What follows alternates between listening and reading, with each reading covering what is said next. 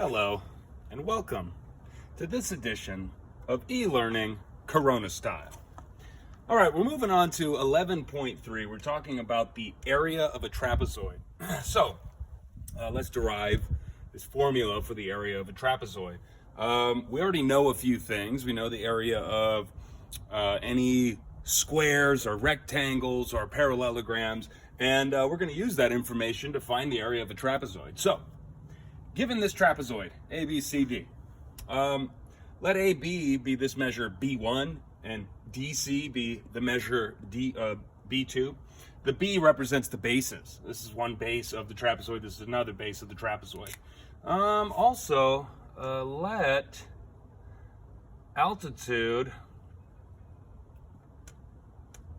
the altitude equal the measure of H here. It's an altitude. That means it's a perpendicular. H, height, the height of something has to be perpendicular to one of the bases, right? We know that from other lessons. But anyways, the question is, what is the area, A1 here? What is that value, the area of this trapezoid? Well, I think a good way to see this is to realize that if we took this shape, if we took this trapezoid, and we just rotated it, and kind of like flipped it upside down and set it right here, right?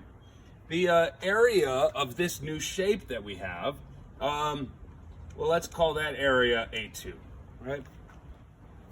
So the area of this new shape that we have, they're going to be equal, right? A1, that area is going to be equal to A2.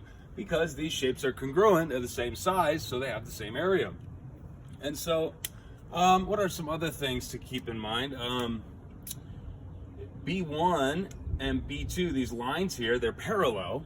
And if we rotated that such that this trapezoid sat in a parallel line according to B1, well, we would have this whole line here, these lines, they're parallel. We would also have that these lines here are parallel. And so what we have is a parallelogram. And we know how to find the area of a parallelogram. Let's see, what else could we say?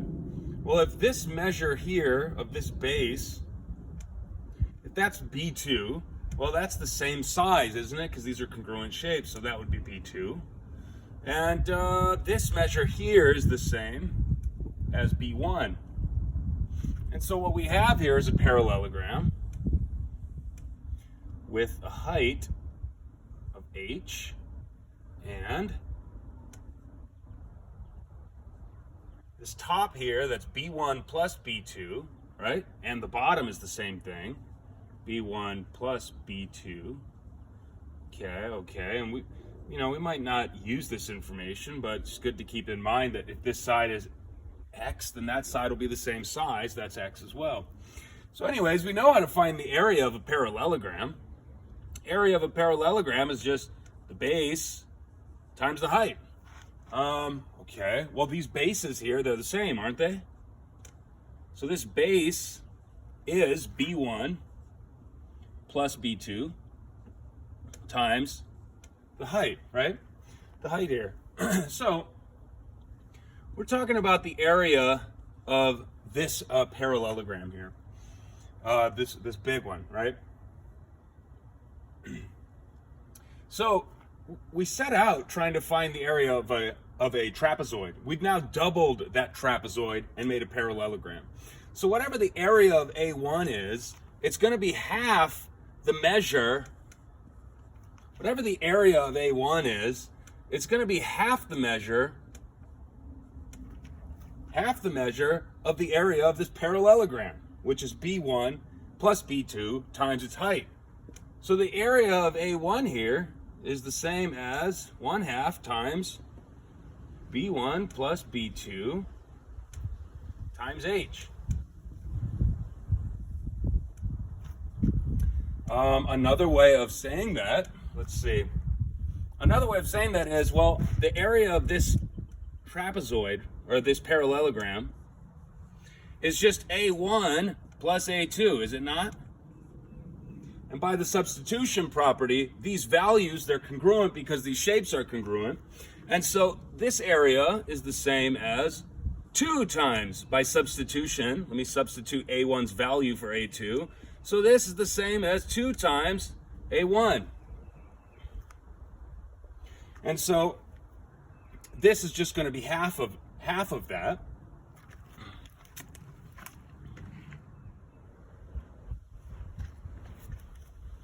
And so you can see here we have 2 equations, right? Let's set this aside.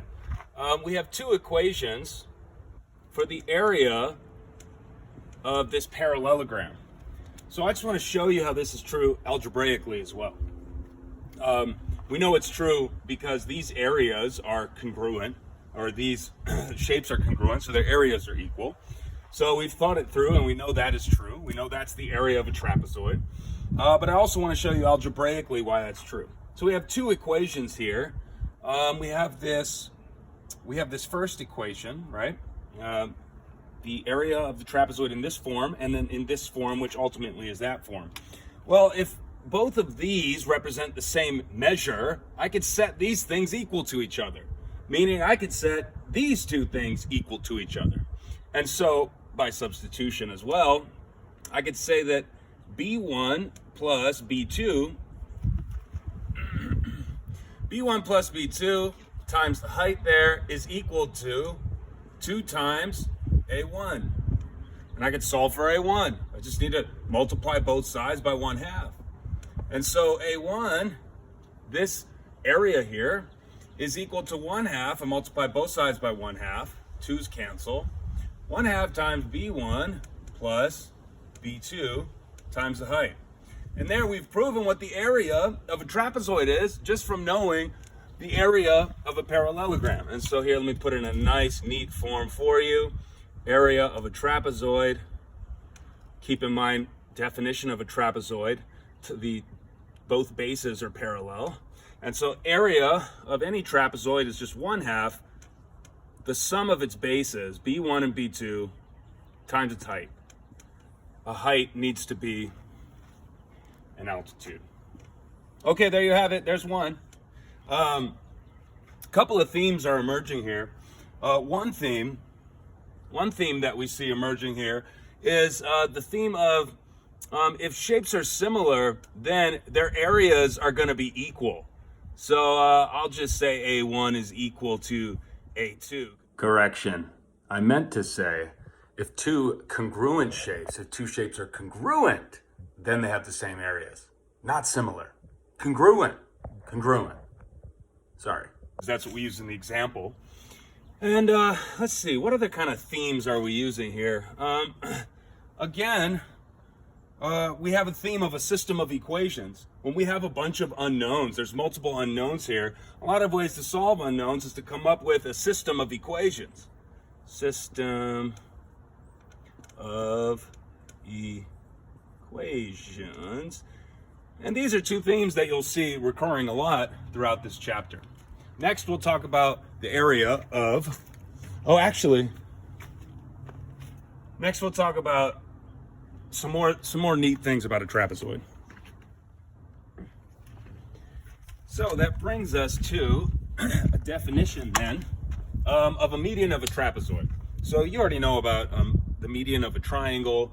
You know about medians of shapes. A median of a trapezoid, we've talked about this before. The question is, well, what is the size of the median of the trapezoid? We'll answer that first, or I guess first the definition. Let M1, this point here, and M2, let those points be midpoints. Now this has to be true for it to be the median, this green line. If these are the midpoints, right, then the median here is that line. The median of this trapezoid is this line, M1, M2. And the question is, well, hey, what is the measure of any median of any trapezoid? Okay, I'm glad you asked. Thank you. Well, okay, let's let this line, M1, M2, let's let its measure equal capital M. And this is the question that we want to ask. What is capital M, which is the median of a trapezoid? Well, if we take, let's see, if we take the top here of the trapezoid, let's use the median to cut the trapezoid into two parts, right? And let's take this top part here, and let's go ahead and, what are we doing? We're gonna flip it over the green line, and then we're gonna we're gonna flip it over the x-axis and then flip it over the y-axis. Basically putting that shape right here. Hopefully you can see it. Yeah, let's take that, let's put it right there. So this shape here, this represents the top of the trapezoid, right? Now notice this line, which is M1, M2, well, that's going to have the same measure as if we flipped it over this line here. These two lines, they are the same, these two segments. And then if we reflected it over, these would be the same. This would have a measure of M, right? And so we have M plus M now for the top. And this new shape here that we have is a parallelogram, because since these lines, B1 here and B2, since they were already parallel, right, and we reflected it over and reflected it that way again, if those were already parallel, then these two lines would have been parallel.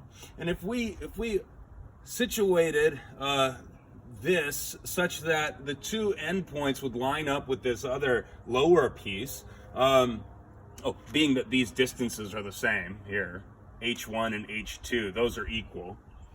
There you go. That's H2, H1, there. Yeah, if those are the same, then what we have is this parallelogram. These are parallel, this line, they sit in the same line.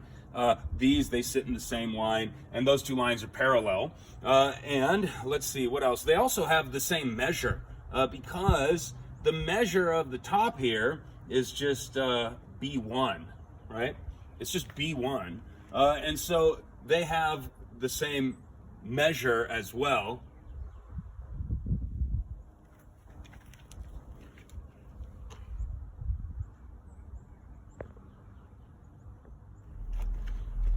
No, they don't have the same measure. They don't have the same measure.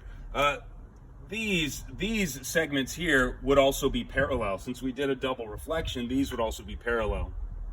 And so if the opposite sides of any quadrilateral are parallel, then what you have is a parallelogram. I guess we could just set that off to the side. Since it's a parallelogram, then the opposite sides must also be congruent. And so that means that this side, this green top here, is congruent to this bottom, this other base, which means that B1 plus B2 is going to equal M plus M. And let me just simplify it for you. You add those, you get 2M, which basically, hey, divide both sides by 1/2, the reciprocal here, right? The 2's cancel, and then you get that M equals 1/2 of the sum of the bases, B1 and B2. And so that's the answer to our question. What's the measure of any median? Well, the measure of any median must be 1/2 the measure of the two bases added together. We also learned this from the midline theorem. Yeah, we learned this from the midline theorem a little bit ago. So it all ties together. And so, hey, what else could we say about this? If the measure of the median is 1/2 the sum of the bases there, and if we already know that the area of any trapezoid is 1/2 the sum of the bases. Wait, 1/2 sum of the bases. Haven't I seen that before? Oh yeah, here it is. 1/2 the sum of the bases. That's just the median, right? And so we can replace, by substitution, we can replace this value for M, which means that the area of any trapezoid is also going to be the median, M, times the height. And so then, you know, by substitution, we have another, here's the second formula for you for area of a trapezoid.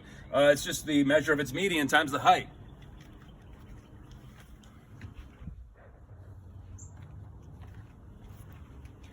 And here's a couple of example problems purely for your enjoyment. One example, here, given this trapezoid, go ahead and find the area. And so we were given both bases. This base is 12, the bottom base here is 18, and it looks like the height is 7. And so the area of any trapezoid is 1/2 the sum of the bases times the height. And so I could substitute these values. B1 is 12, B2 is 18, and the height is 7. Add that together, what is that, 30? Half of 30 is 15, 15 times 7, 105.